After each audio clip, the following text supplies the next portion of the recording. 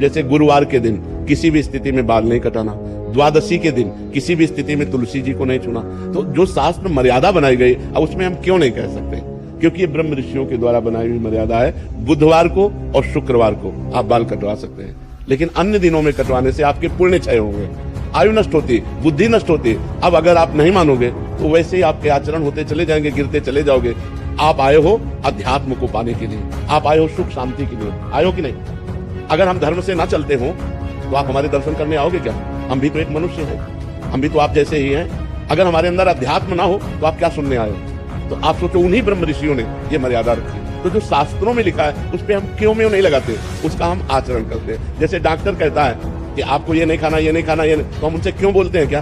तो हम अभी देहाभिमानी हैं, देह भाव से चलते हैं। तो हमें शास्त्र के नियमों का पालन करना। जो आज शास्त्र के नियमों का पालन नहीं करते तो गिरते चले जाते हैं। अब ये शास्त्र आज्ञा करता है, जिस दिन से गर्भ आ जाए उस दिन से माता पिता को ब्रह्मचर्य रहना चाहिए। कौन मानता है? शास्त्र जो आज्ञा करता है, अगर उसके अनुसार चलो तो आज सब सुखी हो जाए। पर शास्त्र की आज्ञा का कहाँ पालन हो रहा है? बोले प्रातः काल उठना चाहिए, ब्रह्म मुहूर्त में उठ करके गुरुजनों माता पिता के चरण छूने चाहिए। कौन मान रहा है? तो हमारे जो शास्त्र कहते हैं उस पे हम क्यों लगाने का अधिकार नहीं करते? हम उनका पालन करते हैं। क्यों लगाने का मतलब संशय करना, और पालन करने का मतलब श्रद्धा करना। और श्रद्धावान लभते ज्ञानम, श्रद्धावान ही ज्ञान को प्राप्त होता है, श्रद्धावान ही आनंद को प्राप्त होता है। अब एक पिता के दो पुत्र हैं, एक बड़ा एक छोटा है। अब छोटा वाला बड़े के पैर छूता है ना।